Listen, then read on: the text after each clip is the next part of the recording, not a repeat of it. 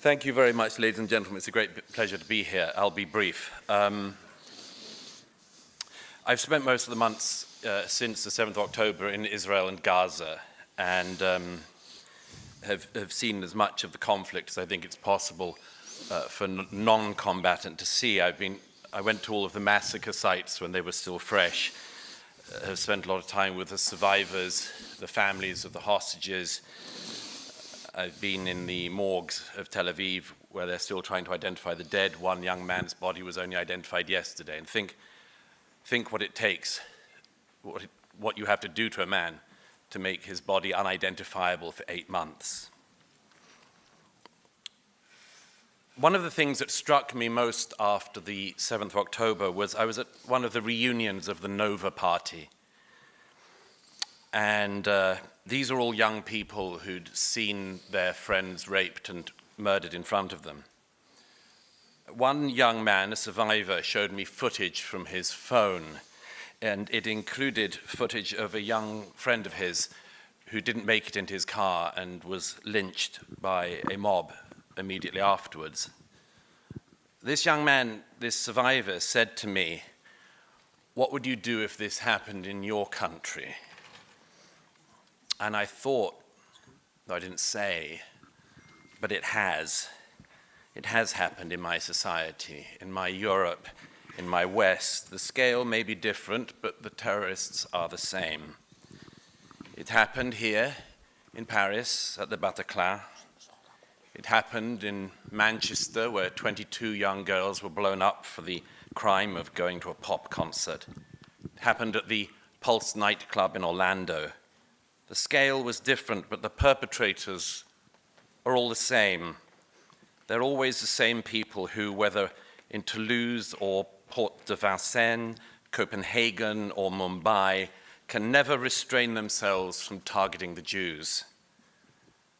Yet the sympathy of so many people here in Europe since the 7th has not been on the side of the victims, but on the side of the perpetrators.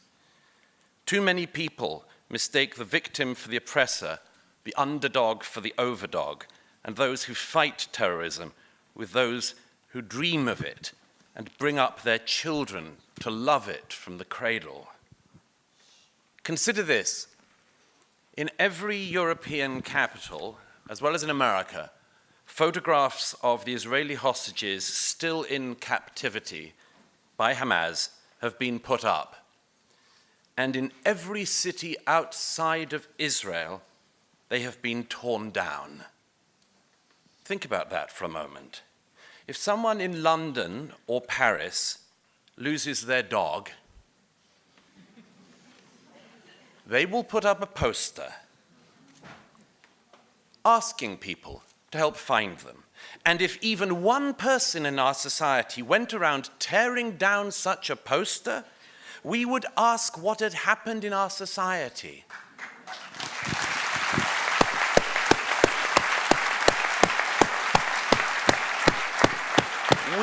We would ask why we were producing people so pathological.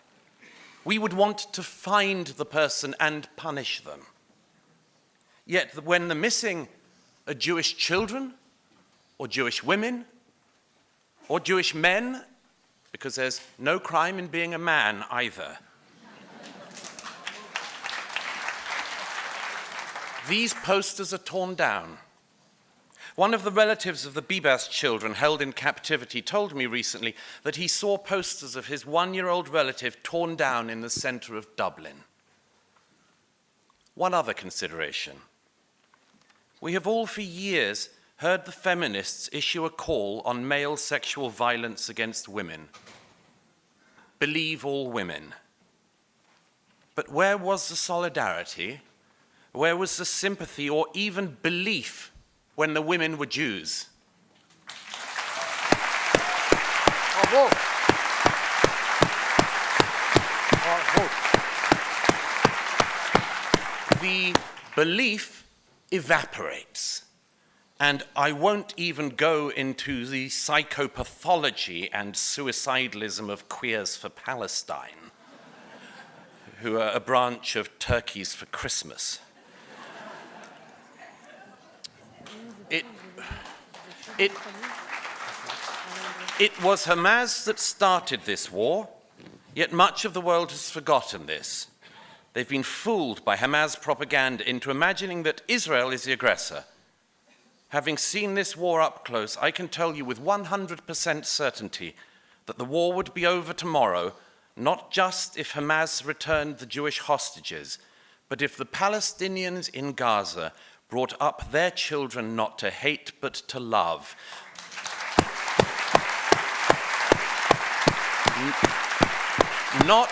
Not to aspire to a cult of death, but to join Israel in a belief in life, not to believe in destroying a state, but to put their energies into building one. Now, each era has its anti-Semitism. Anti-Semitism is famously a shape-shifting virus. Sometimes in the past, people hated Jews for their religion. Then you couldn't hate people for their religion, so people hated the Jews for their race. Then when you weren't allowed to hate people for their race anymore, you could hate the Jews for having and defending a state. This is the eternal challenge for the Jewish people. Gregor von Retzori, among others, showed us this. It's their challenge to be hated for being poor and for being rich. For being integrated and for not integrating. For being stateless, remember, rootless cosmopolitans, and also to be hated for having a state. But this is not only a challenge for the Jews, it's a challenge for all of us. As Vasily Grossman wrote in the dead center of his masterpiece, Life and Fate, and I quote, "Anti-Semitism is always a means rather than an end. It is a measure of the contradictions yet to be resolved. It is a mirror for the failings of individuals, social structures, and state systems. Tell me what you accuse the Jews of. I'll tell you what you're guilty of." Bravo!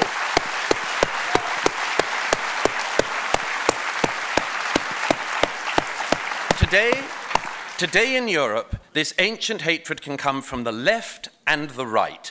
We have to be alert to it and stand up to it whichever direction it comes from. Because among much else, everybody knows that anti-Semitism is an early warning sign.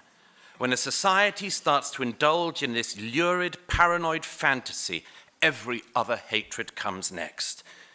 We in Europe have a special debt to history and memory, and a special debt to the Jews. And not just because of what they suffered on our continent, but because of the richness of culture, learning, and faith that Jews have brought to our civilization. I say this at my most frank and deepest, at the deepest theological and philosophical levels. Our civilization could not exist without the Jewish people. But I want to end with one piece of good news. While much of Europe and the West, from the left, from the right, from the religious to the atheists, are indulging in this ancient hatred, Israel is showing another way. It's showing how Arab, Jew, Druze, Muslim, Christians, and others can live together and fight together. In recent months, I've met heroic Muslim doctors on the front line, heroic Druze fighters, among many others in Israel. As one brave young Druze fighter said to me recently, "I think Hamas hate us even more than they hate the Jews." Israel knows what it is fighting for. And it knows that it's fighting not just for its survival, but the survival of all of us. When Israel is attacked, it stands up for itself. When Israelis are most barbarously assaulted, they don't fidget and wonder what to do, they fight.